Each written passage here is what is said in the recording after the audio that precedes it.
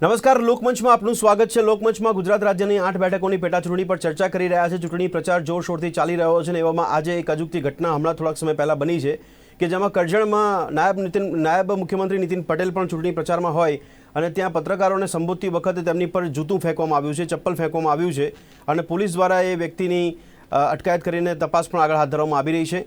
ચર્ચા કરી રહ્યા છે કે આ સ્થિતિ હવે ગુજરાતમાં જોવા મળી રહી છે કે જ્યાં ચપ્પલ ફેંકવાની પણ પરિસ્થિતિ જોવા મળી રહી છે અને 8 બેઠકોની પેટાચૂંટણીમાં કયા મહત્વના મુદ્દા છે કે જેની પર ચર્ચા થવી જરૂરી છે અથવા પ્રચાર થવો જરૂરી છે તેની પર ચર્ચા કરી રહ્યા છે। મારી સાથે ચર્ચામાં જોડાયા છે અરવિંદભાઈ જોબનપુત્ર કે જેઓ રાજકીય વિશ્લેષક છે, ડૉક્ટર હેમાંગ વસાવડા કે જેઓ કોંગ્રેસના પ્રવક્તા છે અને પ્રકાશ ગુર્જર કે જેઓ નેતા બીજેપી છે। આપ ત્રણેયનું સ્વાગત છે ચર્ચામાં। જી પ્રકાશભાઈ, સૌથી પહેલા તો નાયબ મુખ્યમંત્રી નીતિન પટેલ પર જૂતું ફેંકવામાં આવ્યું છે કરજણમાં, એ વિશે શું કહેશો આપ, શું પ્રતિક્રિયા આપશો? ભદ્રેશભાઈ, આપના ચેનલના માધ્યમથી આ સમાચાર મળ્યા છે। જે પ્રકારે આ પેટા ચૂંટણીની અંદર માહોલ બન્યો છે, જે પ્રકારે ચૂંટણી દરમિયાનમાં ભારતીય જનતા પાર્ટી આગળ વધી રહી છે, સરકારની યોજનાઓના પ્રચાર સાથે સકારાત્મક અભિગમ સાથે જે રીતે ભારતીય જનતા પાર્ટી આગળ વધી રહી છે એને જોતા મુખ્ય વિપક્ષ જે અમારી સામે ચૂંટણી લડી રહ્યા છે, મને લાગે છે કે તેઓ હાર ભાડી ગયા હોય આ પ્રકારનું એક કાયરતાપૂર્ણ કૃત્ય કર્યું છે। હું આપના ચેનલ ઉપર એ કૃત્યને વખોડું છું અને આ પ્રકારનું કૃત્ય કરવાથી લોકશાહીની અંદર કાંઈ વળતું નથી। એની સામે જઈને સકારાત્મક વિચાર સાથે આપણે લોકોની વચ્ચે જવું પડે તો ચૂંટણીમાં વિજય થતો હોય છે। મને લાગે છે આ કૃત્ય ઉપરથી એવું દ્રઢ મન બને છે કે ભારતીય જનતા પાર્ટીનો તમામ સીટો પર વિજય થશે। નહીં, પણ પ્રકાશભાઈ, હજી તો સાબિત થયું નથી ને। આપે કોંગ્રેસની વાત કરી હતી કે કોંગ્રેસ આ પ્રકારનું કૃત્ય કર્યું છે।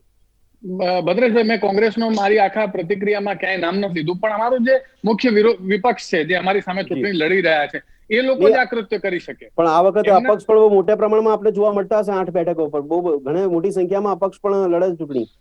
અપક્ષો તો જો સૌથી વધારે જે 14 કેન્ડિડેટ્સ છે એ લીંબડી સીટ ઉપર છે અને બાકીની સીટમાં 12 અને 10 અને 9 એ પ્રકારના કેન્ડિડેટ છે, એટલે બહુ વધારે કેન્ડિડેટ્સ ન કહી શકાય બાય ઇલેક્શનમાં। પણ જે મુખ્ય વિપક્ષ છે, જે અમારી સામે ચૂંટણી લડે છે, એમની જે માનસિકતા છે એ મને લાગે છે આ કૃત્ય સાથે છતી થાય છે, કારણ કે બાકીના કોઈ પ્રજાની પ્રકાશભાઈ કદાચ મતદારોમાં નારાજગી પણ હોય છે કે સત્તા પક્ષ માટે, એટલા માટે પ્રજા કોઈ દિવસ આ પ્રકારે ચપ્પલ લઈને કોઈ પણ આગેવાન ઉપર ચપ્પલ ફેંકવાનું કામ પ્રજા નથી કરતી। આ તો નિમ્ન કક્ષાની કોઈની માનસિકતા હશે જેને આ કૃત્ય કર્યું છે। જે કંઈ પણ હશે, હું કોઈનું નામ આપવા નથી માંગતો, પરંતુ જે કોઈએ પણ આ કૃત્ય કર્યું છે એ કાયરતાપૂર્ણ કૃત્ય છે। એને સમગ્ર ગુજરાતીઓએ, એ કોંગ્રેસના હોય તો પણ, બીજેપીના હોય તો પણ, અને કોઈ પણ પક્ષ સાથે નાતો રાખતા હોય કે આપના જેવા નિષ્પક્ષ પત્રકારો છે, એમને પણ આવા પ્રકારની પ્રથાને અને કૃત્યને વખોડવાની જરૂરિયાત છે। અમે વખોડીએ ચોક્કસપણે, પરંતુ બિહારમાં પણ અત્યારે આવા દ્રશ્યો જોવા મળ્યા હતા। તેજસ્વી યાદવ પર 2 વખત ચપ્પલ ફેંકવામાં આવ્યા હતા, અહીંયા નાયબ મુખ્યમંત્રી નીતિન પટેલ પર ચપ્પલ ફેંકવામાં આવ્યું। પણ પ્રકાશભાઈ, શક્યતા નકારી શકાતી નથી સત્તા પક્ષ માટેની નારાજગી। ને બીજો સવાલ એ થાય છે કે પક્ષ પલટુ નેતાઓ કોંગ્રેસમાંથી આવ્યા છે તો કદાચ મતદારોમાં એ પણ નારાજગી હોઈ શકે કે બીજેપી પર જે આક્ષેપ કરવામાં આવી રહ્યા છે કે કરોડો રૂપિયાના વહીવટ સાથે કોંગ્રેસના નેતાઓને ખરીદવામાં આવ્યા છે। ના, કોઈ પણ આ આખી વાતને એવી રીતે જોવાની જરૂરિયાત છે કે કોંગ્રેસ પક્ષ પોતાના કાર્યકર્તાઓને સાચવી નથી શકતું। આ માત્ર ગુજરાતની વાત નથી, સમગ્ર ભારત દેશની અંદર તમે જુઓ, ખૂબ શિક્ષિત યુવાનો, જ્યોતિરાદિત્ય સિંધિયા જેવા યુવાનો, અને હાલ વર્તમાનમાં બી જે કોંગ્રેસની અંદર છે એવા સચિન પાયલોટનો પણ આપ ઉદાહરણ લો કે જે પ્રકારની એમની પરિસ્થિતિ કરવામાં આવે છે, એમની ભાષાને લઈને નિમ્ન કક્ષાની ટિપ્પણીઓ કરવામાં આવે, એમના પહેરવેશને લઈને નિમ્ન કક્ષાની ટિપ્પણીઓ કરવામાં આવે, એ નિકમ્મા નાલાયક છે એ પ્રકારની વાત કરવામાં આવે। ગુજરાત ભાજપમાં અંદર નારાજગી ભાજપના કાર્યકર્તા નેતાઓમાં પણ હોઈ શકે છે આ કારણ। ભારતીય જનતા પાર્ટી તો એ વિચાર સાથે, એનો કાર્યકર્તા વિચાર સાથે જોડાયેલો કાર્યકર્તા છે, કોઈ વ્યક્તિ સાથે જોડાયેલો નથી હોતો।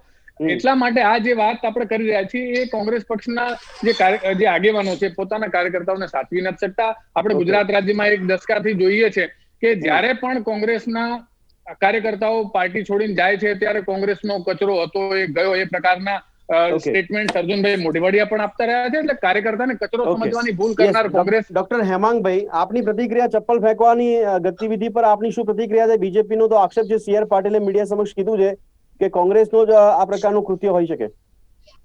સૌથી પહેલા વાત કરું, મારા મિત્ર પ્રકાશભાઈને આપની ચેનલ ઉપર જોઈન થયા પછી ખબર પડી કે નીતિનભાઈ ઉપર ચપ્પલ ફેંકાણ, અને એને તરત જ કોંગ્રેસ તરફ આંગળી ચીંધી.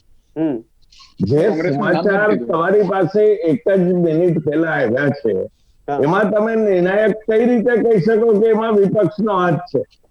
એક વાત હું એટલું જ કહું છું કે આવું કૃત્ય થવું ન જોઈએ. રાજકારણમાં ચપ્પલ ફેંકવા, ગાળો દેવી, ગારો ફેંકવો, સાઈ ફેંકવી એ તમામ પગલાઓ વખોડવાને પાત્ર છે.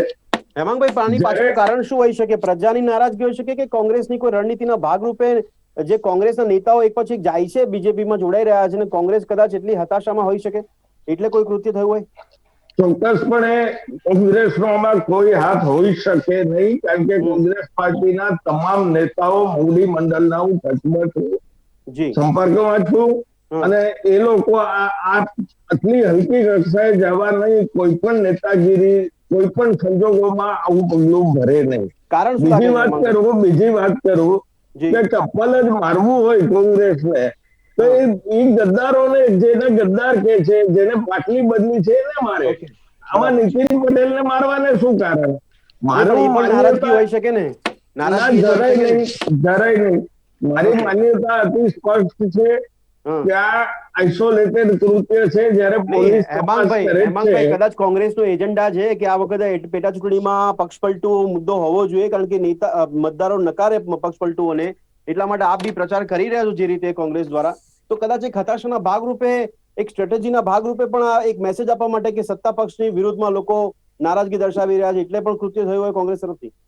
વ્યક્તિ પકડાઈ ગઈ છે, પોલીસે પકડી છે, રિમાન્ડ ઉપર લે અને નામ કઢાવે. જો કોંગ્રેસના કોઈ પણ નેતાનું નામ આવે તો કોંગ્રેસ વતી હું જાહેરમાં માફી માંગી લઈશ. કોંગ્રેસના કોઈ ટોચના નેતાઓ આવું સૂચના આપે નહીં, આવું કૃત્ય કરાવે નહીં. અને બીજું કોઈ કારણ લાગે છે હેમાંગભાઈ આપને? ચોક્કસપણે જે તે વ્યક્તિએ કર્યું છે એ જ કારણ કહી શકે. એ નારાજ હશે, ક્યાંક ને ક્યાંક નારાજ હશે, એની વ્યક્તિગત નારાજગી હશે અથવા કોઈ જાહેર જીવનના મુદ્દાઓ ઉપર નારાજ હોય અને એને વ્યક્તિગત રીતે કર્યું હોય એવું આ બને, પણ જે બન્યું એ વખોડવાને લાયક છે, નિંદનીય છે. અરવિંદભાઈ, આપને અવાજ આવતો હોય તો આપની પણ પ્રતિક્રિયા પહેલા લઈ લે, પછી બાકીની બેઠકો પર ચર્ચા કરીએ. અરવિંદભાઈ, આજે જે નાયબ મુખ્યમંત્રી નીતિન પટેલ પર ચપ્પલ ફેંકાયું છે, આપની શું પ્રતિક્રિયા છે?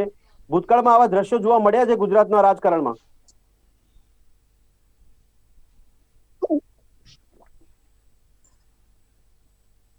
જી અરવિંદભાઈ,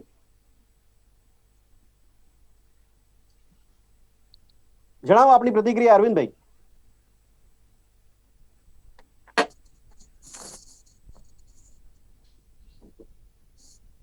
અરવિંદભાઈ, આપને અવાજ આવે છે? પ્રકાશભાઈ, કોંગ્રેસ તરફથી પણ પ્રતિક્રિયા આપવામાં આવી છે અને એવું કહેવામાં આવી રહ્યું છે એક પ્રકારની સત્તા પક્ષની નારાજગી જે તે વ્યક્તિના હોઈ શકે, કારણ કે વ્યક્તિગત રીતે પણ કોઈ વ્યક્તિ કોઈના કામ ના થયા હોય વ્યક્તિના, અથવા એને અગવડતા પડતી હોય પ્રાથમિક પ્રશ્નોને લઈને, એટલે નારાજગી સત્તા પક્ષની હોઈ શકે છે. ના, ચોક્કસપણે જ્યારે પ્રજાની અંદર કોઈ પણ પ્રકારની એમના વ્યક્તિગત કામોને લઈને કોઈ અન્ય કારણસર જ્યારે નારાજગી હોય છે તો આ પ્રકારે એ લોકો આવીને ચપ્પલ મારવાનું કામ નથી કરતા. કોઈ પ્રજાનો, કોઈ વ્યક્તિ પ્રજાની અંદર, હું ગુજરાતના સંસ્કારોની જો આપણે વાત કરીએ, આપણી સંસ્કારિતાથી ભરેલું ગુજરાત, ક્યારે પણ કોઈ ગુજરાતી આ પ્રકારનું કૃત્ય કરવા માટે બહાર આવી શકે નહીં. એક મિનિટ પ્રકાશભાઈ, એક જ મિનિટ. અરવિંદભાઈ, કદાચ એમનો અવાજ આવતો છે. અરવિંદભાઈ, હવે આપને અવાજ આવે છે? હા, આવે છે, પણ જો આપે સવાલ સાંભળ્યો તો જવાબ, આપની પ્રતિક્રિયા જણાવો. આ પ્રશ્ન પૂછો, જો સમજી શકીશ તો જવાબ ચોક્કસ આપીશ. ઓકે, ચર્ચા કરતા પહેલા પ્રશ્ન એ હતો કે આજે કરજણમાં નાયબ મુખ્યમંત્રી નીતિન પટેલ પર ચપ્પલ ફેંકવામાં આવ્યું પત્રકાર પરિષદ યોજતા હતા ત્યારે. આ ઘટનાને કઈ રીતે આપ જોવો છો? ગુજરાતના રાજકારણમાં પહેલા પણ આવું બની ચૂક્યું છે? ચોક્કસપણે આ એક ઘટના ખૂબ જ દુઃખદ કહેવાય. આ જાતના બનાવો ન બનવા જોઈએ, પરંતુ જ્યારે રાજકીય ગરમાવો વધતો જાય છે ત્યારે સામાન્યતઃ આવા બનાવો બનતા રહે છે. અને આ બનાવને જોકે ગંભીરપણે ના લઈએ, પણ કોઈ અસામાજિક તત્વોએ આ કાર્ય કર્યું હોય, કદાચ તો કોઈ કાર્યકરને એ ડિસ્ટર્બ કરવા માટે, સભા માટે પણ આવ્યા હોય, એવું પણ બની શકે. પરંતુ આ બધું જોતા એક આક્ષેપ અને પ્રતિ આક્ષેપો પ્રત્યે એક જે મુખ્ય મુદ્દાઓ છે એને આવરવા માટે પણ બનતા હોય છે, કારણ કે બંને રાજકીય પક્ષો આક્ષેપ અને પ્રતિ આક્ષેપ પર લડી રહ્યા છે. જે મુખ્ય મુદ્દાઓ છે મોંઘવારી, બેરોજગારી અને બેકારી, એના પર કોઈ જાતની ચર્ચાઓ કરવામાં આવતી નથી. ફક્ત આક્ષેપ અને પ્રતિક્રિયા. આજનું પણ આપણે ભાષણ સાંભળશું તો રમણ પાટેકરે પણ ખૂબ જ વિવાદાસ્પદ એના જવાબમાં મુખ્યમંત્રીએ પણ જે જવાબ આપ્યો છે એ પણ આપ સમજી શકો છો કે એને સાઇડ લાઈન કરીને એને પોતે જવાબ આપ્યો છે કે અરવિંદભાઈ, સત્તા પક્ષનું એવું કેવું છે કે અમે તો યોજનાઓ મૂકી છે, અમારો રિપોર્ટ કાર્ડ અમે લઈને જઈએ છીએ, તો એની સામે ધ્યાન ડાયવર્ટ કરવાના ભાગરૂપે આ બધા મુદ્દા પર ખૂબ જ ખરાબ કહેવાય છે. કારણ કે જે મુખ્ય મુદ્દાઓથી ચલિત થઈ જાય છે લોકો, અને મુખ્ય મુદ્દાઓમાં જે પ્રજાને જે પ્રશ્ન છે, જે પ્રજાની હાડમારી છે, એના તરફ કોઈ ધ્યાન આપતું નથી. આક્ષેપ અને પ્રતિ આક્ષેપ પર જ આ લોકો આગળ વધી રહ્યા છે, જે ખૂબ જ દુઃખદ બનાવ કહેવાય. અને આવું બનવું જે આપણે સંસદમાં અરવિંદભાઈ આપને અવાજ આવતો હોય તો ના બને એ માટે બંને પક્ષોએ પ્રતિબદ્ધ બનવું જોઈએ અને આના માટે આગળની યોજના અને જે મુખ્ય મુદ્દાઓ હોય એના ઉપર જ ચર્ચા કરવી જોઈએ. આજ અમેરિકામાં પણ જે ચર્ચાઓ થાય છે, મુક્ત મને ઓપન ડિબેટ થાય છે, તો એ જાતનું કાર્ય અહીંયા થઈએ અને એ જ રીતે બધાને સાથે સંબંધિત રહી અને જે પક્ષને પક્ષ રહી અને જે વિકાસના કાર્યો છે એને આગળ વધવું જોઈએ. ભાજપનું જે સૂત્ર છે એ સૂત્રને એ લોકોએ આગળ વધારવું જોઈએ. સૌનો કામ સૌનો વિકાસ જોઈએ સૂત્રને એ લોકો ખરેખર પરિપૂર્ણ કરવા જ આપતા હોય તો આ જોઈએ આખું વ્યંગાલોકન. અરવિંદભાઈ આપને અવાજ આવતો હોય તો બીજો સવાલ સાંભળી લો. અરવિંદભાઈ બીજો સવાલ. આપે જે કીધું કે વિકાસના કાર્યોની વાત કરવી જોઈએ, મુખ્યમંત્રી શ્રી જયારે શ્રી ગણેશ કર્યા પ્રચાર માટેના, ત્યારે પહેલા દિવસે તેમણે દારૂબંધી પર કોંગ્રેસના નેતાઓને આડે હાથે લીધા. અત્યારે આજે પણ શંકરસિંહ બાપુ કહી રહ્યા છે કે દારૂબંધી વૈજ્ઞાનિક ઢબે અહીંયા બનાવીને વેચાણની મંજૂરી આપવી જોઈએ તો સરકારની આવક ઉભી થશે. તો આ દારૂબંધી પર આટલું બધું ફોકસ કેમ કરવામાં આવી રહ્યું છે દારૂ પર? કારણ કે આ એક મુદ્દાઓને આ લોકો લઈને દારૂબંધીની ચર્ચાઓ અગાઉ પણ થઈ હતી, પણ આમ જેમ રાજકીય રીતે જે ચૂંટણીઓ નજીક આવે છે તો જે શંકરસિંહ વાઘેલાએ દારૂબંધીમાં મુક્તિ કરેલી છે તો એના માટે પણ એ લોકોએ કોંગ્રેસને જવાબદાર ઠારવેલા છે. તો આ બધી વસ્તુઓ બનવી ન જોઈએ. દારૂબંધી ગુજરાતમાં હોવી જ જોઈએ અને રહેવી જ જોઈએ, કારણ કે એનાથી આપણી જે ગુજરાતની સંસ્કારિતા છે એ રહે. કારણ કે આવી ચર્ચાઓ કરવી પણ ન જોઈએ, જાહેરમાં પણ ન કરવી જોઈએ અને આના માટે ઠીક છે. પ્રકાશભાઈ એક સવાલ. રમણ પાટકરનો જે એમણે જે નિવેદન કર્યું એની પર આપની શું પ્રતિક્રિયા છે? હવે તો સ્વીકારશો આપ કે આપના મંત્રી જ કહી રહ્યા છે કે કોંગ્રેસના નેતા જો જીતીને આવેલા હોય છે તે વિસ્તારમાં તો એમને ગ્રાન્ટ ઓછી આપવામાં આવે છે, તો આ પ્રકારનો સત્તાપક્ષ ભેદભાવ કરે છે એ પહેલા પણ સંદેહ જતો તો આજે પુષ્ટિ થઈ રહી છે. ના, જે ગ્રાન્ટનો પ્રશ્ન છે તો ગ્રાન્ટ તો અગાઉથી નક્કી થયેલી. અરવિંદભાઈ પ્રકાશભાઈ બોલે છે. હા બોલો પ્રકાશભાઈ. ગ્રાન્ટ તો એ ચોક્કસ અગાઉથી પણ જો આવું હોય તો એ ખૂબ જ અરવિંદભાઈ પ્રકાશભાઈ બોલશે હવે. માટે મુખ્યમંત્રીએ નિવેદન આપ્યું છે, પોતે આજે એના પ્રતિક્રિયા આપી છે અને એને સાઈડને કે ભાઈ અમે સૌના કોઈ જાતનો ભેદભાવ રાખતા નથી એવી પ્રતિક્રિયા આપી છે. એને ડેમેજ કંટ્રોલ કરવા. ઠીક છે અરવિંદભાઈ, હવે પ્રકાશભાઈ જવાબ આપશે. સત્તા પક્ષના નેતા છે અરવિંદભાઈ, સત્તા પક્ષના નેતા છે પ્રકાશભાઈ હવે જવાબ આપશે. ઠીક છે પ્રકાશભાઈ, મુખ્યમંત્રીજીએ ભલે એવું કીધું હોય પણ સૌનો સાથ સૌના વિકાસમાં ભેદભાવ કેમ? ના, બિલકુલ ભેદભાવની કોઈ પ્રશ્ન જ ઉભો નથી થતો. સૌનો સાથ સૌનો વિકાસ એ ભારતીય જનતા પાર્ટીનો મંત્ર છે અને એની પર જ ભારતીય જનતા પાર્ટી આગળ વધી રહી છે. ગ્રાન્ટ છે એ ચોક્કસથી પહેલેથી નક્કી થયેલી બાબત હોય છે. એને રિવ્યુ વચ્ચે ન કરી શકાય, એટલે એની અંદર કોઈ ભેદભાવનો પ્રશ્ન ઉભો ન થઈ શકે. કયા પ્રકારના છે આપના પાટકરજી? કયા પ્રકારનું જાહેરમાં મુખ્યમંત્રીની હાજરીમાં આ પ્રકારનું નિવેદન કરી રહ્યા છે, તો એમને કયા આધાર પર કહી દીધું? એ ગ્રાન્ટ તો આપણે સૌ જાણીએ છીએ. ગ્રાન્ટ દરેક ધારાસભ્યની, દરેક સંસદ સભ્યની ગ્રાન્ટ ચોક્કસપણે પહેલેથી નિર્ધારિત હોય છે. એને ટર્મની દરમિયાન અધ વચ્ચે અડધી ટર્મની અંદર એને રિવ્યુ ન કરી શકાય અને કોઈ પણ સભ્ય માટે એની અંદર તફાવત કે ભેદભાવ ના હોઈ શકે. એનો આદરણીય મુખ્યમંત્રી શ્રીએ જવાબ પણ આપ્યો છે અને આપણા રાજકીય વિશ્લેષક શ્રીએ હમણાં જ ખૂબ મહત્વપૂર્ણ એક વાત કહી કે આ રાજકીય ગરમાવા વચ્ચે થયેલી ઘટના છે. એમની વાત સાચી છે. બંને ભેગા થઈને તમારે એક વાતાવરણ સારું બનાવવું જોઈએ. પણ પ્રકાશભાઈ, તમે હજી જવાબ અડધો આપ્યો મારો સવાલનો કે પાટકરજીનું નિવેદન આપના જ મંત્રી છે, આપે જ પાછું એની પર સ્પષ્ટીકરણ કરવું પડે છે, તો આ વિરોધાભાસ તો તમારા પક્ષમાં અત્યારે બંને નેતાઓમાં જોવા મળી રહ્યો છે. એનો મતલબ કઈ ગડબડલ છે કે સત્તા પક્ષ જાણી જોઈને ભેદભાવ કરે તો કોંગ્રેસના નેતાઓ કંટાળી જાય? ના, એ પ્રકારનો કોઈ જ વાત નથી. આદરણીય મુખ્યમંત્રી શ્રી જે પ્રમાણે કહ્યું છે કે અમે કોઈ પણ ભેદભાવ વગર આ કામ કરીએ છીએ અને વિશેષ રીતે પણ આપણે જોઈએ તો કોઈ પણ સભ્યની અંદર પાટકરજી હવે તો પછી એ બાબત એમને જ એ જ પ્રસ્તાવ કરી શકશે. એમને વ્યક્તિગત રીતે આ વાત જે કરી છે ફેરવી તોડે છે. હવે તો એ ફેરવી તોડે છે જયારે મીડિયામાંથી પૂછાય છે ત્યારે. હા, ચોક્કસપણે, કારણ કે એમને આ વાત હિટ ઓફ ધ મોમેન્ટ જયારે ઇલેક્શનનું કેમ્પેન ચાલતું હોય એની વચ્ચે કયા સંદર્ભમાં કઈ છે એ તો એ જ પોતે કઈ જણાવી શકશે. ગુજરાતમાં ભાજપ એક્સપોઝ થઈ રહી છે મતલબ. ભારતીય જનતા પાર્ટી તો લોકોની વચ્ચે જ છે, બિલકુલ એક્સપોઝડ છે, એમાં કોઈ પ્રશ્ન નથી. કરોડો રૂપિયાના આક્ષેપો થાય છે. મંત્રી પોતે કહી રહ્યા છે કે ગ્રાન્ટ ઓછી આપવામાં આવે છે, હવે વધારે આપવામાં આવશે, એટલે હવે પૂરતી આપવામાં આવશે. તો આ બીજેપી ના નેતા પોતાને ભાજપને ઉજાગર કરી રહ્યા છે કે કયા પ્રકારનું વ્યવહાર છે આપણું. ના, એવો કોઈ પ્રશ્ન જ નથી. આ જેટલા લોકો અત્યારે પાર્ટીની અંદર આવ્યા છે, આના પહેલા પણ જે ધારાસભ્યો પાર્ટીની અંદર આવ્યા છે એ પોતાના હાઈકમાન્ડથી, કોંગ્રેસ પાર્ટીના આગેવાનોથી નારાજ થઈને, વ્યવસ્થા તંત્રથી નારાજ થઈને ભારતીય જનતા પાર્ટીમાં જોડાયા છે. અને બધા જ લોકો અત્યારે જે અગાઉ જોડાયા છે, આપ જોઈ શકશો કે બધા ભારતીય જનતા પાર્ટીની અંદર એક કર્મઠ કાર્યકર્તાની જેમ ભારતીય જનતા પાર્ટીનું કામ કરી રહ્યા છે. કોંગ્રેસના નેતાઓ માટે વ્યવહાર કેટલો થયો છે? ના, બિલકુલ આમાં વ્યવહારનો કોઈ પ્રશ્ન જ ઉભો નથી થતો. આમાં એમની સાથે જે વર્તન થાય છે ભદ્રેશભાઈ, એની પર આપણે જો ધ્યાન આપીએ, ઘણા બધા ઉદાહરણો છે. તમે એને આજે કોઈ પક્ષની અંદર કામ આપ કરી રહ્યા છો, એ પક્ષના આગેવાનો આપને ટિકિટ આપવાની શરતે આવ્યા હતા ભાજપમાં. ના, કોઈ પણ પ્રકારની શરત વગર આવ્યા છે. ઘણાને આપી છે, ઘણા નથી આપી. ભૂતકાળની પણ આપ વાત જોઈ લો તો કોઈ પણ શરત વગર કોઈ પણ પ્રકારના જે આક્ષેપો થઈ રહ્યા છે, બિલકુલ પાયાવિહીન આક્ષેપો છે. ભારતીય જનતા પાર્ટીની વિકાસની રાજનીતિથી પ્રેરિત થઈને આ મિત્રો ભારતીય જનતા પાર્ટીમાં આવ્યા છે. અને આપ જોશો કે જનતા પાર્ટીની વિકાસની રાજનીતિ પ્રજા માટે છે કે ભારતીય જનતા પાર્ટી માટે છે, એવું અસમંજસ થઈ રહી છે હવે તો જે નિવેદન આવી રહ્યા છે. ચોક્કસપણે પ્રજા માટે છે, ચોક્કસપણે પ્રજા માટે છે. આપ જોઈ શકો જે પ્રકારે ભારતીય જનતા પાર્ટીની સરકારો કામ કરી રહી છે, જે પ્રકારે સરકારો આગળ વધી રહી છે, અને એની અંદર આ પ્રશ્ન જ ઉભો નથી થતો લોકોના વિકાસ માટે થઈને.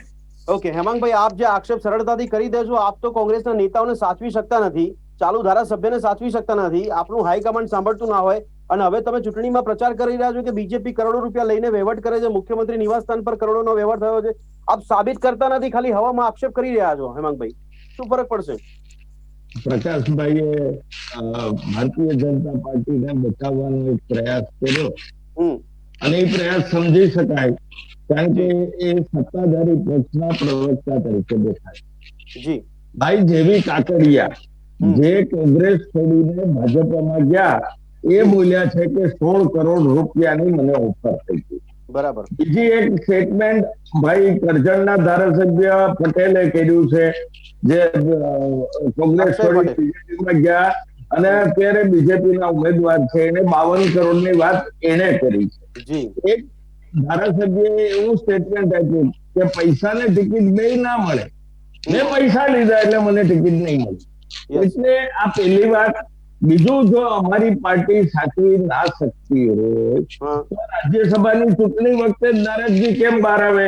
દરેક ફેરા રાજ્યસભા આવે એટલે નારાજગી બહાર આવે.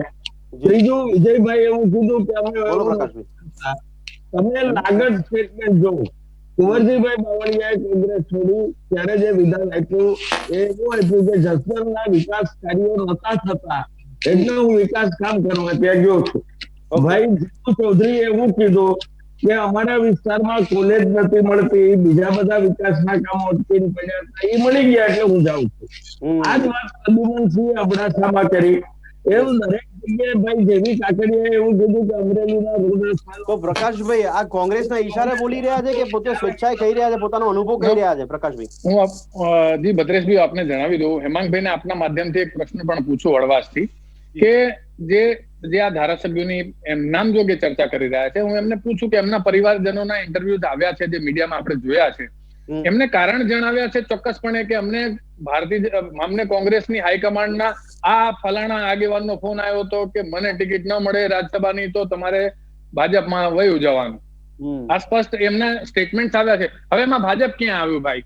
ભાજપને એની સાથે શું લેવા દેવા? જી હેમાંગભાઈ, એમણે કોકિલાબેન કાકડિયાના સ્ટેટમેન્ટની વાત કરી. ભરતસિંહ સોલંકીજીને સામે એવા એમણે આક્ષેપો કર્યા હતા કે એમણે કીધું એટલે થયું, જે બધેથી નકારાઈ ગયા અને સ્પષ્ટપણે સાબિત થયું છે. અમે તો પહેલા કહેતા હતા, આજે હું કહું છું ત્યાં લોકોને ટિકિટ મળવાની જ હતી, સોનો જ હતો.